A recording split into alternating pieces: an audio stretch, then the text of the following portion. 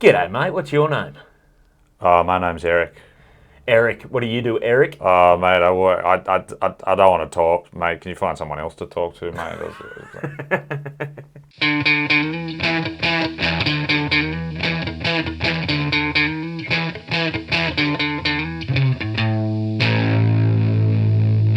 Hello, welcome back to another episode of Crowdworkcast. My name's Andrew Barnett. Thank you so much for joining me. My guest today is comedian, writer, director, producer, all-round funny guy, Eric Hutton. He has a brand new sketch comedy web series coming out very soon. It'll be on Grouse House on Auntie Donna's channel on YouTube. So check that out.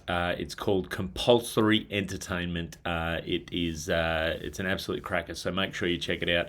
Support Eric wherever you can.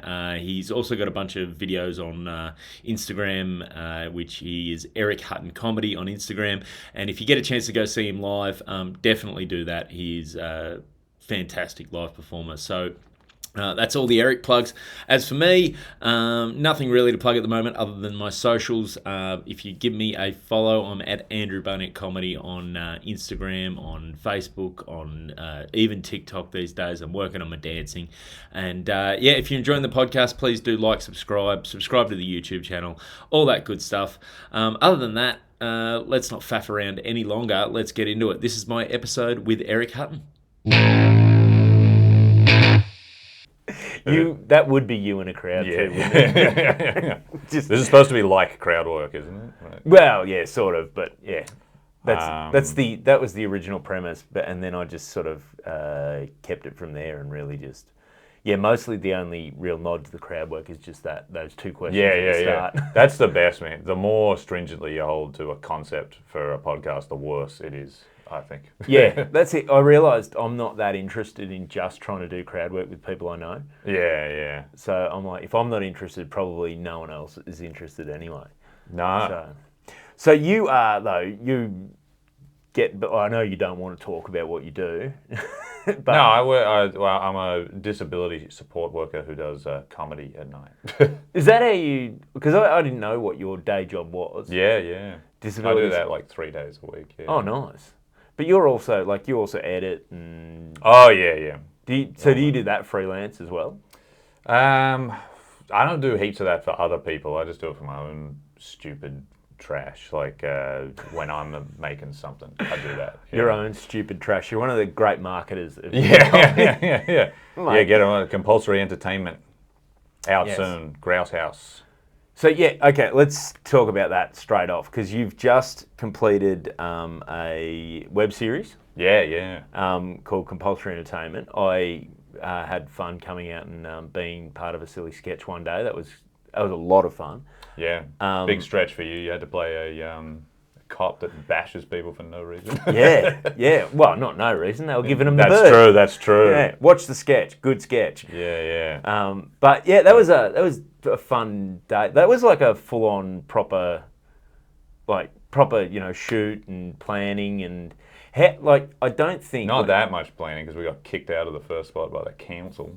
Oh, we did too. The Inner West, yeah. So we're in the Inner West, and we were set up, and council ranger came down. Did he speak to you, or did he speak to?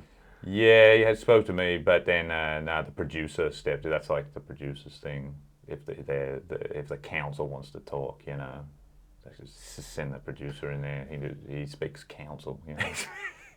What was the actual problem? What? That we hadn't got a permit or anything. They were totally in the right way. Yeah, but do you, it's a public street. We were also imitating cops, It's like, yeah, there was that.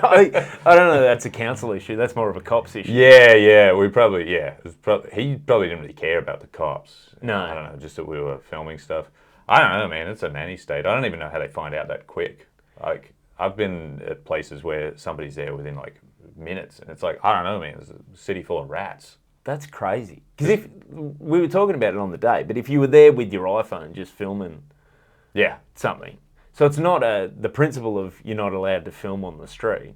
It's just if you look like you know what you're doing. Yeah, you're not allowed to do it properly, I guess.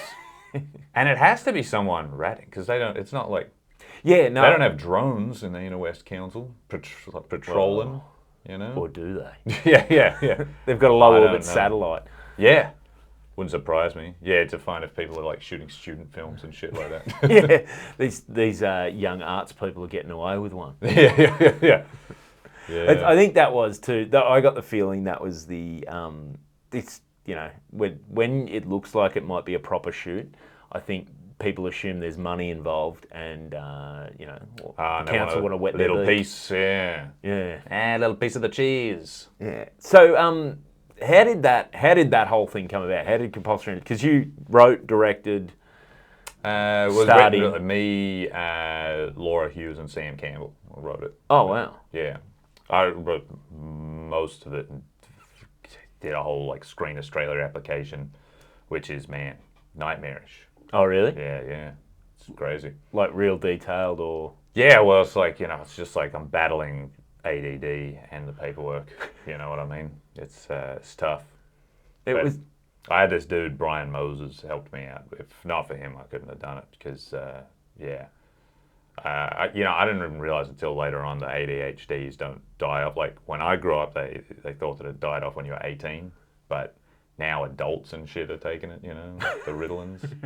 Like I remember when a guy first told me, it was like, oh yeah, I'm taking Ritalin for ADD, and I was like, oh yeah, for ADD, that's funny, because I thought he was just taking it to like speed on, you know what I'm saying? And then he was like, no, they got adult Ritalin now, like, you know, adults can have ADD, and I was like, oh shit.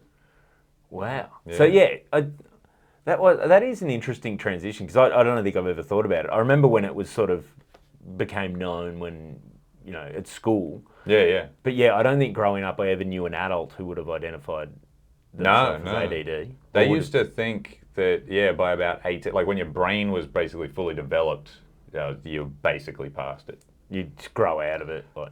Well, they used to say you had the concentration of someone about 5 years younger than you or something. So once you get to a certain age, it's like, well, 5 years younger than you is about as good as it's going to get. Yeah. Oh yeah, and well, after you reach a certain point too, 5 years younger than you becomes an advantage. Yeah, oh, totally. Like once you're 80. Yeah. Wow, oh man, he's sharp as a 75-year-old. 75-year-old concentration, yeah. Yeah. Lucky ADD bloke. He's getting through a whole episode of Gardening Australia, this dude.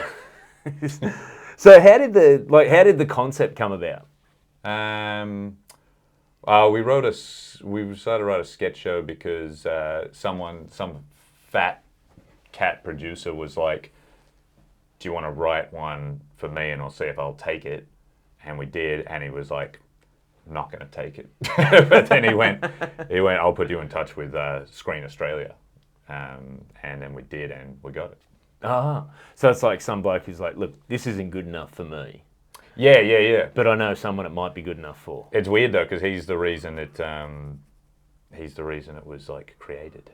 You know, Wow. it's like, you know, getting somebody to do like a surrogate for you, and then you're like, I don't like that kid, but I know someone. Yeah.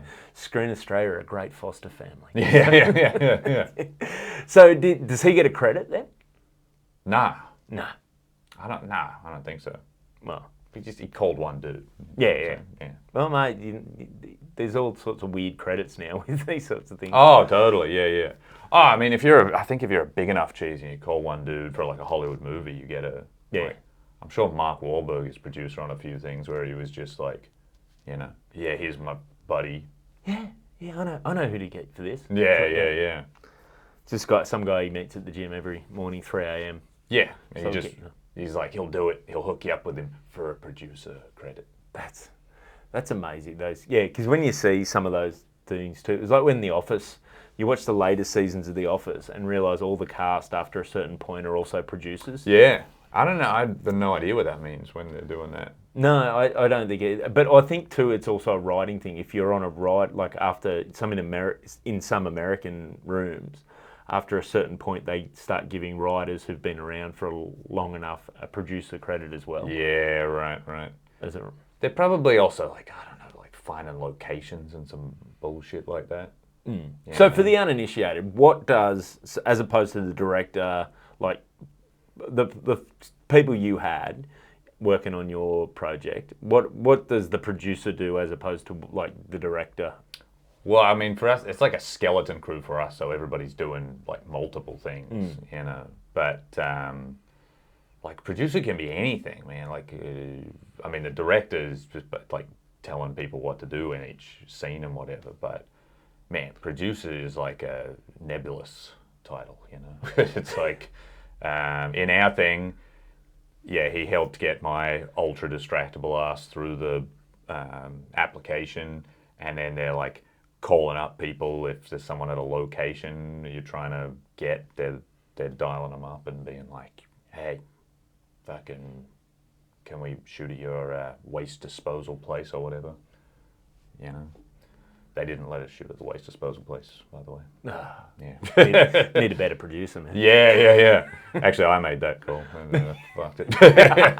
Yeah, hand this over to the professional producer after this. Yeah. They were like, this actually is not worth being filmed amongst trash. Yeah. Yeah, that must be a gut check moment. Like the guy that works at the waste disposal plant goes, no, just break down the scene. We just don't really want to be associated with this, you know? Yeah. We're more about trash. Well, you never know what's going on with the waste disposal plant anyway. You know, aren't they? The classic Hollywood thing is that they're all mob run, aren't they? I reckon so. They don't want cameras around. You never know what you might catch. Totally. Yeah. I hope it's like that in Australia. You know. I don't think it is. Yeah. I think it's probably just waste disposal. Yeah, probably it's just something fucking boring like the council or something. Nice. So when is the web series? It's coming out in I think a week or two. Yeah. Actually, yeah, we're going to have a meeting tomorrow and figure out exactly what day it's going to come out. Nice. But, yeah, Auntie Donna's channel, Grouse lovely. House. Yeah. Which is very cool of them. They're starting their own like little. It's almost like an Aussie Adult Swim. They're putting out heaps of weird shit. Nice. So is this your first time? Was this your first time directing and writing this sort of thing, or you? Me and Sam made another show called Nippers. Yep. For Comedy Central, which that was like co-directing. Mate, this is probably the first one solo-ish. Yeah. Nice. Yeah. Man. So what's the premise of Nippers? Because well, yeah, Nippers is like the name for young lifesavers. Yeah. So it was about like young lifesavers learning to be lifesavers, but in reality, I think all they do is they sort of do like little runs on the beach where you have to pick up like a relay baton or something like that. But we made it into this world where they do all sorts of shit, where they like fight turtle poachers and go on crazy adventures. But like, really, I think it is like you just meet up for like half an hour on the weekend or something. Yeah, no, my cousin's kid goes to Nippers, and I don't think they've ever fought turtle poachers. No. No, yeah, I think it's just flag stuff. So that was just flags. That's it, flags. Flags. Yeah, they do the beach sprints. Yeah, that's a big trope in the NRL. There's a guy who plays hooker for South Sydney, Damien Cook, and he's real quick out of the ruck, and all the commentators, especially when he sort of made first grade and made a name for himself, the big backstory was, he used to be a beach sprinter. That's where he got that. Right. So running on the grass for him is like running on air. Yeah, he's used to it. That acceleration, low. That's what they would say about like the Brazilian soccer players. They all played on the sand. It's harder to run in, and then when you're playing on the grass, oh fuck. It's like you're running on marshmallows, you know what I mean?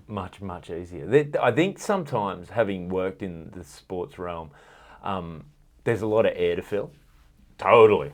And I really do get that sense. Yeah, sometimes it's not like we need a backstory to add on here, and you get one little thing, and then that becomes the. Yeah, if that's all they got on him, that he was a beach runner. Yeah. Yeah. He's a lovely bloke. I bumped into him at I did a gig for the at the NRL Grand Final for like in one of their corporate things. Yeah, which right. is, like those sort of environments not set up for comedy doing well. No. It's like there's. And you are like a footy guy. Well, yes, but it's still not. I've been sent to several things like that. Oh, really? Where it's just like, what are you fucking thinking? Because you're not footy. I'm not a footy guy. Like you're Nippers. Yeah. Well, like I feel a little less out of place these days as an Australian basketball fan. Like it's picking up here. It's picking up massively. That's really all I'm into. But I've been sent to things. The last thing like that I actually thought of you. And I remember thinking, I don't even think Barnett would do well here. Like this is just fucking. This is ridiculous. Because it was at North's Leagues Club. Yep, I've done a few things there. Yeah. Me too. Well, I supported Doug Stanhope there, and then also did this fucking like terrible ass gig, like not like a month or two later. So it was just like bizarre. But yeah, I went in there and they had like North's legends. Yep, they're like doing a little like Greg Florimo, like there was Billy Moore there. Billy Moore, yes. Yeah, that dude. David Fairley, is he one? Yeah, David Fairley. Yeah, I think so. I think he was there. There was a bunch of them all on the stage. Like, should be these dudes heroes. Like these guys, like so like father figures. You know what I mean? And just like crowd wasn't even fucking listening to them. You know, They're just like yapping, sinking them, and I'm like, man, that's never gonna work. It's like you're at a country festival and like Willie Nelson's on and no one's listening. You're like, well, I'm fucked, man. Like, what am I going to do? Yeah, this is the stuff these guys should be interested in. The thing that they're half a chance of being interested in. Yeah, is not going to go well. And I'm going to get up there and be like, hey, how about you guys seen any David Lynch movies? Hey, what's up? Oh yeah, that would have been. I wish I was there to see that. Oh yeah. I wish, I mean, it was kind of good towards the end because, I was like, I got to try to do a normal set. Yeah. And I tried and it was like fucking terrible. And then I was like, hey, what are you guys going to do when you realize that North doesn't exist anymore? And they were all like, boo, like truly started booing. Oh, yes. And I was like, really? What do you guys just go down the park and like, chuck the ball to each other and like commentate yourselves? Like, what do you do? They fucking hated it. If you're gonna die on your feet. Yeah, it's the only way. It's like you at least feel like you. Man, last gig I did there, I think was for the like similar thing for North Sydney Bears. It was all those guys are there, and I'm imagining your story ends a little differently to mine. Well, weirdly enough, Jim Jeffries was there. Yeah, right. But he's just like as a guest because I think he must have grown up a Norths fan. Right. And him and his old man were there, and then I'm just sitting going, oh man, because what those ones are like. I'm just sitting there going, I don't really want to. If I'm gonna bomb here, I don't really want to bomb in front of Jim Jeffries. Totally. But then, luckily, he left. He was leaving. So I saw him as he's walking out. I said, g'day. And he goes, oh, mate, I'm so sorry I'm not here to, watch you. That's nice of him. And I was like, no, I'm not. Sorry. Yeah. I'm not sorry at all. Truly glad. Yeah. And then Billy Moore was there. Billy Moore. And I tried to... He probably lives there, right? Yeah, well, no. Probably got him in like a thing downstairs. Yeah, break glass for Billy. Yeah, but Billy was he was at the event, and I knew him from Fox. He's a lovely guy, and but I said to him because it must have been an Origin function, because the mine was an Origin function as well. Oh, maybe I did it the year before you did it. Why the fuck wouldn't they just get you back? What are they thinking? That's quite a pivot. Yeah. The old Barnett to Hutton. Classic. It's a classic Getting the move. exact guy we should have got didn't work. Let's try and get. Well, I said to Billy. I said because on the Origin jerseys, all the players have FOG, which is the former Origin great. Oh. And they get an FOG number, but it's on the jersey for the debutants. Right. I said, Billy, what does FOG stand for? He goes, former Origin great. And I'm like, yeah, exactly. I said, mate, there's debutants who haven't played a game yet, just got their jersey and it says former. I said, do you guys know what former means? Thinking I'd get a laugh out of the crowd. And Billy goes, oh, I never thought of that. Right, and everyone else was like, yeah. It's like I made a scholarly point. I was like, oh, okay, here we go. Yeah. I think, it's like you actually did just point something out to him. Yeah. Yeah. No real. Oh, man. No, that's, no, I'm glad no one was there to see that. Oh, I didn't even I'm tell. not. The only reason I know a couple of those people that I wouldn't know anyone from any one other team was that my dad supported them, which is like, I never got it because we grew up in Epping. I was like, why then? But anyway. And I didn't even tell him about it because I was like, I'm going to tell him I fucking died. That's one of those ones like, Dad, I performed for some of your heroes. Dad. Yeah. Did they like it? No. Yeah. I disappointed you in front of your heroes, Dad. Oh, totally, yeah. That's all Huttons are now banned, life banned. So you never got into the league though? No, I think I liked it when I was real young, just to, just because what my dad was doing, I didn't know anything outside of like, what adults I knew were doing. Yeah. So what about? But then, like, when Michael Jordan started existing, I was like, yeah, I'm out. So were you a Bulls guy? Actually, I was more into Magic Johnson. Showtime Lakers. Yeah, that was my thing. They still your team, or you? No, I don't even care for the Lakers outside of Magic. Really? Yeah. So who's your going? Like, if you're gonna, you go into the NBA, you got a gig. You're gonna go perform for the North Sydney Bears of the NBA, which would be the Seattle Supersonics, but that's true. Yeah. You got to go to one that exists. Who do At you least want to they go? turned into something. Yeah. Did the Bears turn into someone? The Bears at the moment, they are. Wasn't it like the Norths? They were Northern Eagles, so they merged with yeah. Manly briefly. Holy shit. And then it fell apart. And but wasn't that kind of like, to a lot of people, that would have been like, like a two-state solution with Israel and 100%. Like, people must have hated it, right? Because from an outsider's point of view, you look at a map and go, well, those two, but they hated each other. Yeah. It's two very different parts of Sydney. I do remember that. And they hated each other. That's the reason why am I bloody banking on his name? Beaver Menzies. So Steve Menzies played. You could have said anyone. Well, Steve Menzies played for played his whole career pretty much for the Sea Eagles, but he gets very upset if you tell him he wasn't a one club player, because he played for the Northern Eagles as well, because he played the years they merged, right. And then after they split up again. So that's if you want to get him like fired up. Yeah, when he came on our on the show we were doing on Fox, that was because I used to do like my thing at the top of I'd write an intro for him and always have a little gag, right. And I knew that shit him, so I introduced him as a great from not only Manly but also the Northern Eagles. No, buddy. He's got the voice too, like Billy Moore. Is it from getting hit in the throat or something? It must. Yeah, I think it must be. I think Billy's is. Billy got his. He got injured like when he was playing, but I don't know why Beaver. Yeah, a lot of the coaches as well. Yeah, they get that. Darren Lockyer's got it. Yeah, it's real.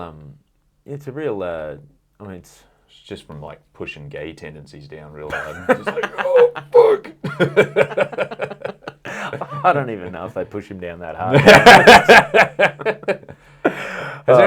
There's never been like an active gay league player, is there? Yeah. Or, oh really? What? Now I'm blanking on the name. Played for. You've purposely kept him out of there, haven't you? Played for Manly. What is his name?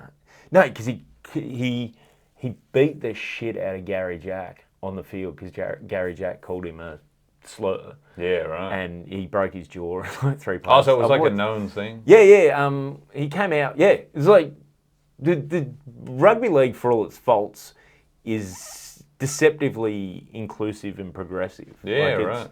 Like there was a couple of years ago, there was a video that went round online, and I won't name the player just because I don't think it ever made the mainstream. But a current player still plays in the NRL basically on a porn set, using a glory hole and getting blown by a guy. Wow. And then that that video went round, and he just said, "Oh, I didn't know it was a guy on the other side," and it's just never been talked about. No, there's no issue with any of the other players. Really? As I was saying, I was trying to explain this to someone recently. I mean, he has used the, he's used the wall of one step removed. But no. if it's not in the same structure as you, fine, Well, look, I saw the video. It wasn't super. Yeah. Anyway, I'll take him at his word. But but the thing is, you're saying it was only the wall was only like 3 foot high. It's a tall More guy. of a retaining wall. He's a tall guy. Yeah. But the thing with that is like I was talking to someone about this recently about about the players, like how would they react, the modern players, and it's like most of them, apart from there's a religious element in some of the with some of the players, but apart from that, like they're all just 22-year-old, 23-year-old guys who grown up where in a world like everyone else knowing, oh, that's normal, like they've known so it's not totally. It's not actually. It's probably my prejudice is just thinking that they're still the way they were when I grew up, But realistically, yeah, guys that are like, our age. I don't even know how old you are. I shouldn't have thrown you in that. Fucking 40 soon, bro. 40 soon. Yeah, so you're a few years younger than me. But that's guys. They're long retired. The guys that were. Yeah. Even the guys that were, hassling people at the nursing home and shit. Yeah. If they're lucky. Yeah. So basketball. You fell in love with like the NBA early. Yeah, man. Do you still follow it hardcore or? Yeah, pretty seriously. I got like teased the shit out of me when I was in primary school for wearing a Magic Johnson jersey to a school disco. Really? Because it was just like all cricket, footy, and they were just like, "What the fuck are you doing?" Like, I don't think they'd ever seen anyone wear like a sleeveless shirt even, Oh. And I was wearing like a basketball jersey, bright yellow and purple. So did it have the gauze where you could almost see through it a bit, or was it proper? It probably was a shitty Swiss cheese. Yeah. And it wouldn't have been, the really good ones have it like embedded in the jersey, but this would have been the fat sewn on. Yeah. Like embossed. Yeah. School 32, yeah. Epping wasn't ready for. Epping West was not ready for the Magic Man, no.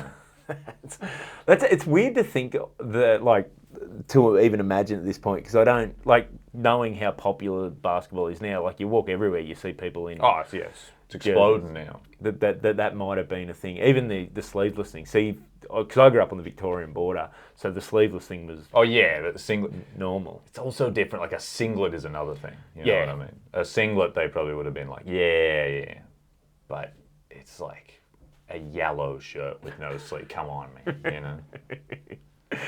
So no, you weren't the king of the disco that night. No, unfortunately, I was barely the court jester, bro. So where did you So obviously you've been doing stand up a while now. Yeah. When did you start? Because I feel like you've always. I've been going 14 years. You've always sort of just been around. I don't know. I feel like you'd started technically. It depends when. It depends when you count. Because I did a gig when I was 19. Jeez. But then I didn't do another one until I was like 20. Almost finished in 20.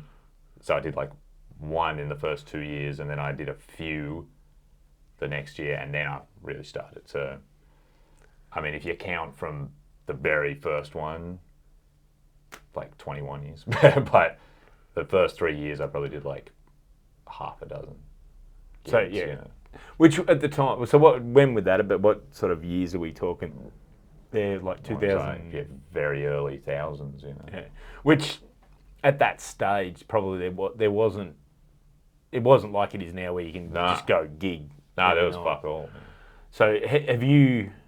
Because you're one of my favourite guys to watch. Because you're just very different. No, like I don't. Just trying to think of some nice. No. It's like your point of view. Like you always have an angle on stuff that's completely it's never anything I would have thought of. Yeah, So I'm always, yeah. always, not only is it funny, but it's always like, oh fuck, that's a great angle. Yeah, it's cool when you're watching someone and they think of something you wouldn't have thought of, but as soon as they do, you're like, fucking of course. Yeah. Yeah. How didn't I see that? Yeah, it's like the best stuff is like, yeah, obvious as hell, but you didn't think of it. Yeah. So, So who you've opened for Stanhope? Was he one of your guys like coming up? yeah, yeah, totally. Say like in America, it was like him, Dave Attell, Norm, Maria Bamford, people like that. What about Australia? And in Australia, man, I didn't pay enough attention to Australia when I was like, so I was all obsessed with the US and England, you know. But there was some cool, like the first dude I ever saw was Anthony Morgan. Oh yeah. Yeah, like the first gig I ever went to. And that blew my mind. I was like, man. And it's like I went back and watched some of his stuff and I was like, maybe it's because I was just like 11 years old or something. My dad take me out to the pub and I was just like fucking Mesmerised. Yeah, by the entire situation. But I went back and watched some of his stuff and I was like, no, this guy actually is like, I just luckily, like think of the chances of seeing a good dude the first time you ever go out. It's like, Especially at a pub gig or yeah. something like that. Well, it was the old Harold Park, and I think it was just his show. It was him for an hour. Oh, wow. Else. And I don't know if my dad maybe saw him on Hey Hey or something, but he was like, yeah, we'll go here. And yeah, it was just like fucking bananas, man. That's a good dad at 11 to take an 11-year-old along to something like that. Yeah, he might have just wanted to go and couldn't shake me somehow. there is that fine line between good dad and dad who's just going to take you everywhere. Yeah, my dad took me everywhere. Yeah, no. Yeah. He just didn't want to not do what he wanted to do. Yeah, my dad just takes me for drives, gets out, talks to other guys who've gotten out of cars, exchanges stuff, gets back in. Yeah, he's always taking me. Yeah. But so 11, was that when you like? Well, when did you get that thing of like, oh, this might be something I want to do? Oh, not then. Like, not for shit. Yeah, but I was taken with it. But so did you like? Was that like you'd seek out the tapes, like comedy tapes or anything like that? Yeah, I think after that, the next thing I found was like Doug Anthony All Stars. Oh, nice. Yeah, which I went back and watched them too. Didn't age as well as Anthony Morgan. Better harmonies though. Yeah, I don't know if musical comedy ages that well. Mate, I think I have a feeling most comedy doesn't age that well. Yeah, true, very true. Like it's so, and just the nature of it, it's so time and place. Totally, yeah. And it's like although every once in a while, like you go back and watch, I feel like one of the guys who's aged the best at anyone is Pryor. Yeah. You go back and watch his stuff. It's like, you know, because the political stuff you could just apply to like today if you wanted to, and then he does like so much stuff, like anthropomorphizing animals. Yeah. Giving them human traits. He's like the all-time. He's the goat of that, man. He's got that bit. It's like the police dog trying to chase a black kid, and he's like rah rah rah rah. Fuck it.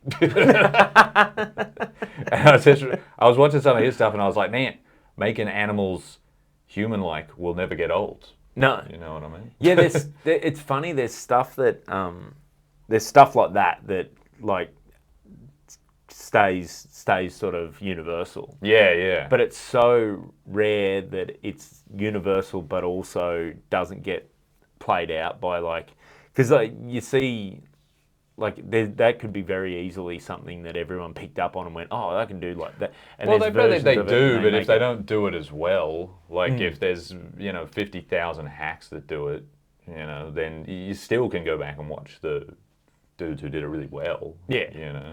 And even now, I think that's like, I don't know what your position on that. What do you like about like? Do you think there's such a thing as a hack premise? Nah. Somebody told me really early. I can't remember who said it, but they're like, "There's no hack premises, just hack comedians." And it's like anything. Some of the greatest bits are like difference between men and women if you break them down. You know, like any trash could be good. Yeah.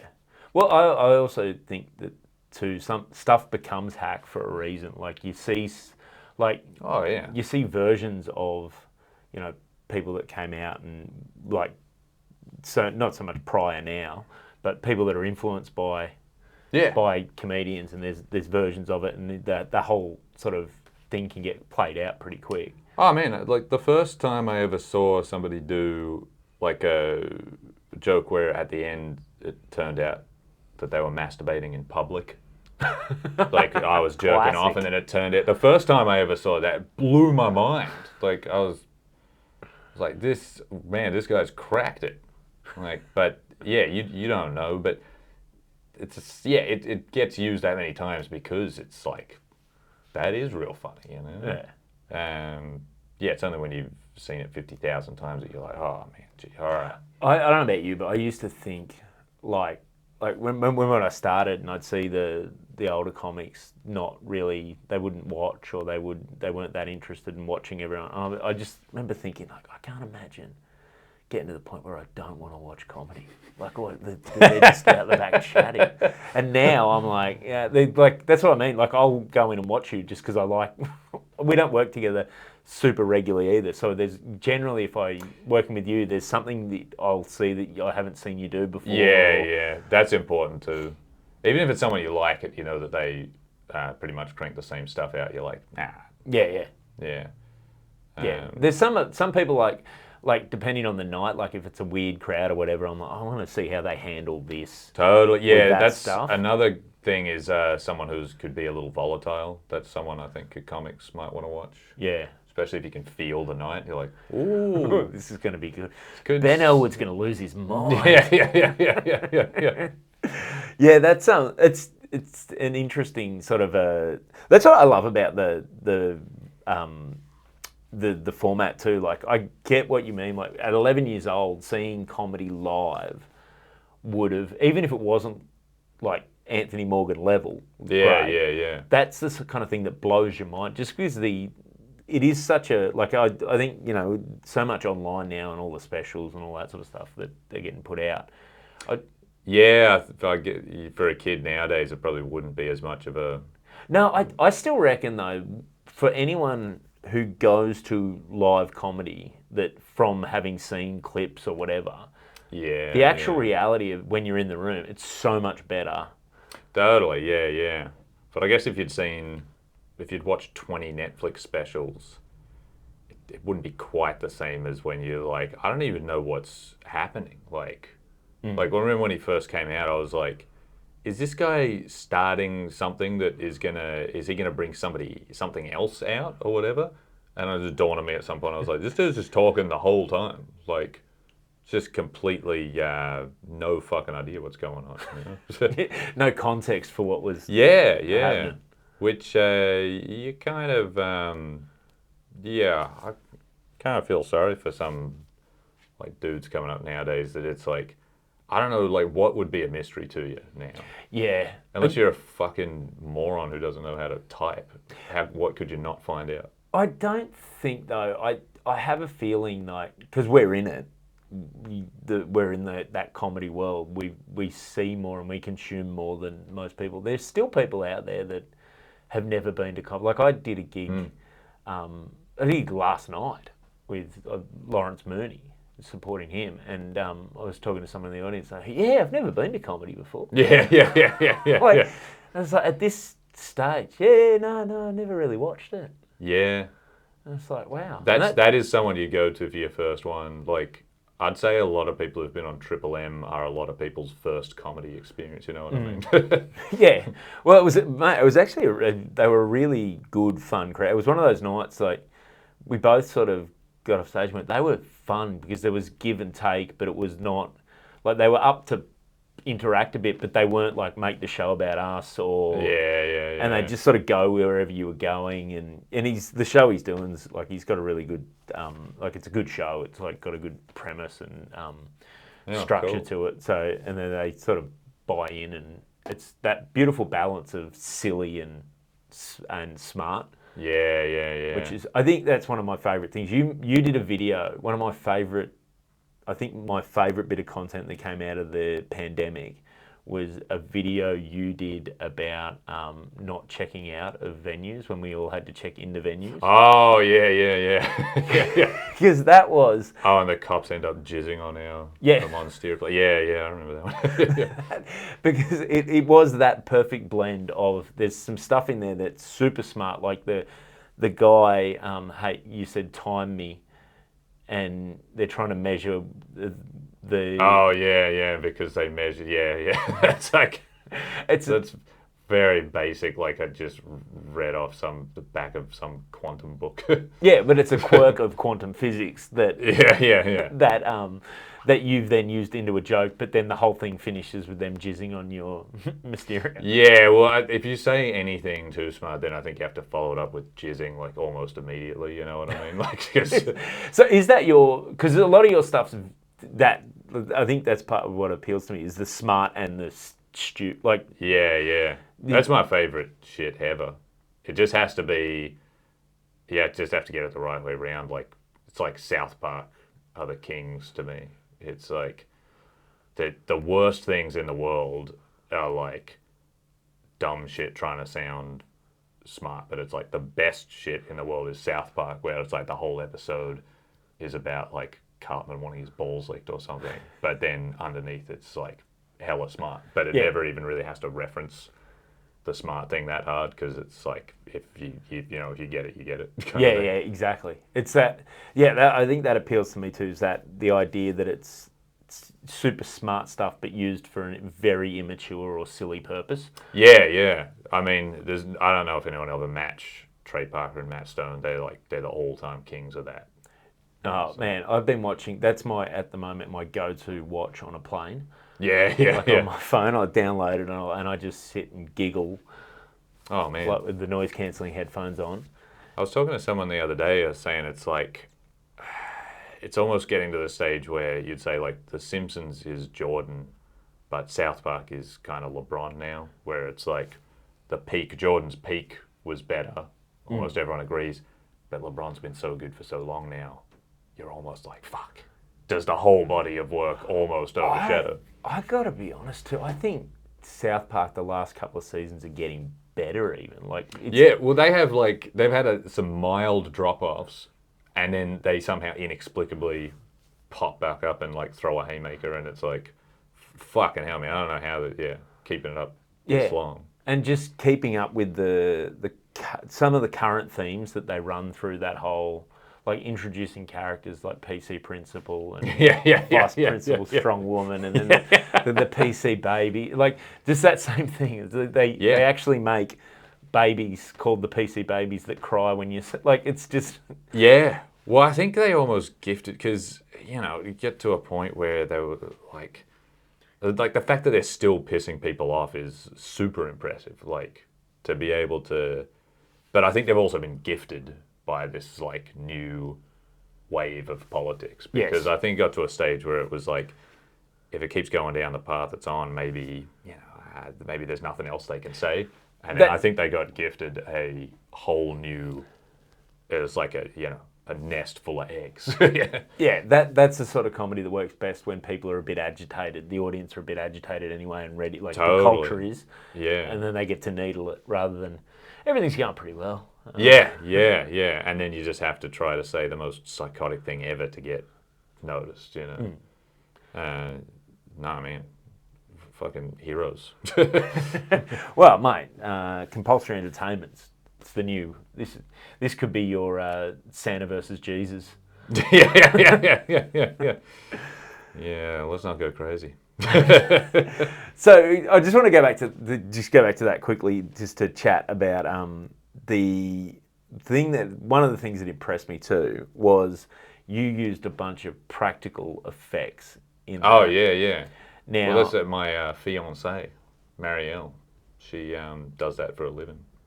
Like so you was that something like you, because you knew you had that resource? Yeah, totally. Right to it, or yeah. Like we've made a bunch of things even before this, and it's like, yeah, we try to do it like basically split down. It's like half my writing and half her making. You know, like so she made all sorts of shit for this, like the prosthetic hand with the that was insane. rig. Yeah. Well, there's another one where there's a whole arm as well, which I don't want to give too much away. No, people can see it. Check that out. She made a skull as well, but she's done all sorts of shit. There's like there's a bust of Aaron Chen's head in our house, like that she's made like a just a big fan, or yeah. We just like to have it there just for role play. Yeah. He doesn't know nothing about this. No, it's for did you see that sketch he made for Adult Swim? No, I don't. She did a full cast of his head, so That's there's a insane. bunch of like our house is covered in taking a piss at like 2 a.m. in our house can be weird because it's like if the light's hitting stuff, there's like faces, limbs, torsos, all sorts of shit. But that's so that was like that features heavily in the show, that sort of thing. That's fantastic. So where can they find you? Where can they find that stuff? Where can they go watch your clip you made during COVID? That's just all on Instagram, Eric Hutton Comedy, and the show's coming out soon, next couple of weeks on Grouse House Auntie Donna's channel, which also has heaps of other sick shit on it. It's got Ann Edmonds' show. It's got Hug the Sun by Ben Russell and Xavier Michaelides. It's got all sorts of cool, weird content. I really hope they can build it up into some sort of like Aussie Adult Swim or something. That'd be fantastic. That's good input. And where can they find Nippers if they want to also go through on that? Also on that. Also on that. Yeah. Oh, beautiful. Yeah. It's just basically what Australian television is not doing. You know? I think that there's I don't want to be the only one saying this, but I think TV's dying. Yeah. Dude. Yeah. I don't know. I mean, I don't know. There'll always be people who are like 70 or something, I suppose. But Mate, I think there'll always be. It's just the size of it. I think the audience is so dispersed now, which I don't know. But what do you think about this? Sorry, I was wrapping up and then I had another thought. I thought I'll ask you. No, chuck it, man. But what do you think about like the idea of those? Because like you were talking about the universal references that where comedy age as well. Yeah, just never die. Yeah. With people now, there's not as many cultural touchstones as there used to be because people aren't all consuming the same information or the same entertainment. Yeah, for sure. In that way, do you think that's going to affect how we end up having to write comedy? Or yeah, but it also means like because there's more people, each little subculture has more of a following. So it's like, if you want to be that specific and be like, I'm making jokes about fucking, I don't know, anime or something, I'm the anime comedian, you probably could find enough people, like there's super specific YouTube sketch makers where it's like, fuck, you got enough people who want to see sketches about, fucking French movies or whatever. French movies be like.